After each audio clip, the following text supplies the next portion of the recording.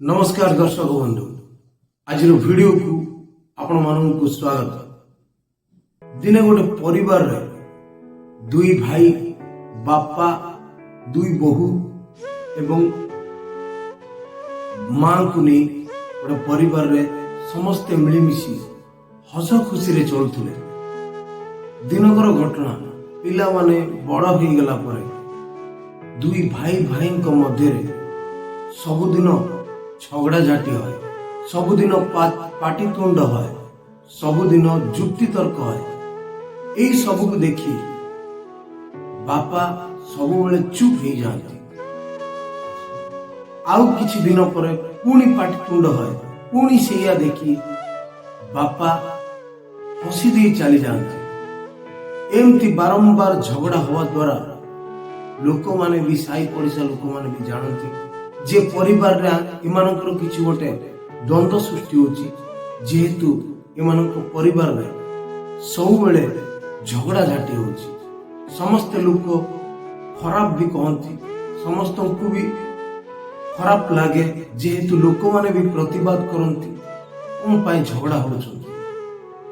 दिनकर घटना जेतबेले झगड़ाटी बढ़ी बढ़ी जाइछि बापांक सामने नहीं कथा पका हला, बापांक सामने नहीं लोक माने कहले एवं से दुई भाई भी बापांक सामने जाई कहले। तथापि बापा चुप होगी रहीगले। बापा जमा किछि कहू नथांती। पिला माने पचार थांती बापा आमे एते कथा कहूछु आपण तो किछि भी कहू नांती, माने चुप रहिबार कारण कोन? तथापि बापा किछि कहू नथांती। एमती किछि दिन बीती गला परे सब बेले झगड़ा को देखी बापा किछि कहू नथांती किंबा माँ भी किछि कहू नथांती। एई झगड़ा मोड़ दिने बड़ आकार रे हेछि। जेहेतु लोक माने बहुत प्रकार सेमानकर पंचायत बसी मीटिंग हेछि। दुई भाई को भितरे वकीलों को पाखु जाई भी कथावार्ता हेछंती। जेहेतु घटनार समाधान चाहिबा पई सब प्रकार व्यवस्था करा हेछि, किंतु बापा जनक चुप ही रही था। बापा जमा पार्टी ही खोलु नथांती। एति मध्यरे एई झगड़ा जेतबेले विस्तार हे गला चारिआडे, जेतबेले झगड़ार परिणाम भयंकर रूप नेला, बापा मुर्के की हसी दे चालू रहा। एई सब को देखी पुणी थरे ए दुई भाई रागी जाई बापा को जाई कहले आमे एते झगड़ा करछु, तुमे किछि कहूनो, तुमे चुप हेकी रहउछ, तुमे केतबेले मुर्के की हसी की चली जाउछ, तो केतबेले किछि न कहि चुप हो जाउछ। एई सब झगड़ा कोन देखिबा पई आपन को भलो लागुछि? एई कथा दुई पुओ मिसी बापा को जाई पचारिथिले। बापा से गोटे उत्तर देले, तमे जोथि पाई झगड़ा लागुछ, चलो दिने गोटे जगह को नहीं जीव ना को जगह को नहीं जीव किछि न कहि आपण सब बेले चुप ही रहउछंती। आमे एते झगड़ा लागुछ, झगड़ार कारण भी जानिया पाई चाहना ना। झगड़ार बापा कहउछंती ना झगड़ार कारणटा हला इया जे तुमे घर बाड़ी जागा जमी को नहीं पाटितुंड करुछ। मु सेटा ठीक बुझी पाउछ। चलो आज गोटे जागा को मु तुमको नहीं की तापरे बापा सेमानन को डाकिले एवं तांकर गाड़ी बाहर कले। से गाड़ी रे तीन जन बापा एवं दुई पुओ मिसिकी गाड़ी रे गले। बहुत बाट मिनिमम 500 किलोमीटर पर्यंत ही पारे। रातिटर रास्ता किछि बाट पुओ बड़ पुओ गाड़ी चलेकी नहीं की जाउ था, आ किछि बाट सानो पुओ गाड़ी चलेकी नहीं की जाउ था। रास्ता रे किछि खाइबा बेले बड़ पुओ पैसा दे दुथा, आ किछि बाट गला पर सानो पुओ पैसा दे दुथा। एमती रास्ता पार करी करी 500 किलोमीटर अतिक्रम कर से ठिकणा जगार जाई पहुंचले। ଠିକଣା କଣ ଥିଲା, ଜାଗାଟିର ନା ଗୋଟେ ଭୂତ ବଙ୍ଗଳା ହେଇକି ଥିଲା। ନା ସେ କୌଣସି ଜାଗା ନା ସେ କୌଣସି ଜାଗାର ଅସ୍ତିତ୍ୱ ଥିଲା। ସେ ଜାଗାକୁ ନେଇ ବାପା ଜଣକ ଦୁଇ ଭାଇକୁ ଧରି ସେଠି ନେଇ ପହଞ୍ଚେଇଗଲେ। ପୁଅ ଦୁଇଟି ପଚାରୁଥାନ୍ତି ଇଏ ଭୂତ ବଙ୍ଗଳାକୁ ଧରିକି ଆଣିବାର କାରଣ କଣ, ଆଉ ଇଏ ଭୂତ ବଙ୍ଗଳାକୁ ଆମକୁ ଦେଖି ଆପଣ କଣ ପ୍ରମାଣ କରିବା ପାଇଁ ଚାହୁଁଥାନ୍ତି। ସେଇ ଜାଗାରେ ପହଞ୍ଚିଲା ପରେ ଦୁଇ ଭାଇଙ୍କର ବାପା ସହିତ ଯୁକ୍ତି ତର୍କ ହେଲା, କିନ୍ତୁ ତଥାପି ବାପା ଚୁପ୍ ହେଇ ବସିଥାନ୍ତି। ବାପା କିଛି ବି କହୁନଥାନ୍ତି। କିନ୍ତୁ ଯେତେବେଳେ ସେଇ ବଙ୍ଗଳା ଭିତରକୁ ନେଇକି ଗଲା ପରେ ଚାରିଆଡେ ବୁଲେଇ ବାଲେଇ ଦେଲେ, ଶେଷରେ ଗୋଟେ ଶବ୍ଦ କହିଲେ, ଏଇ ଯୋଉ ଜାଗାଟା ତମେ ଦେଖୁଛ ଏଥିରୁ ତମେ କଣ ଅନୁଧ୍ୟାନ କରୁଛ? ବାପା ପଚାରିଲେ। ତା ପ୍ରତିବଦଳରେ ପୁଅ ଦୁଇଟି ଉତ୍ତର ରଖିଲେ, ଏଇଟା ହଉଛି ଭୂତ ବଙ୍ଗଳା। ଏଠିକି ତମେ ଆମକୁ ଧରିକି ଆଣିଛ, କଣ ପ୍ରମାଣ ଦେବା ପାଇଁ ଚାହୁଁଛ ସେଇଟା ତ ଆମେ ଜାଣିପାରୁନୁ। କିନ୍ତୁ ଏଇ ବଙ୍ଗଳାଟା ତ ଦେଖିବାକୁ ଭୂତ ବଙ୍ଗଳା ଭଳି ପୁରା ଭଙ୍ଗା ରୁଜା ହେଇ ପଡିଛି। ବହୁତ ଅତୀତ କାଳର ଅମଳର ଏଇ ଘରଟା ହେଇଥାଏ।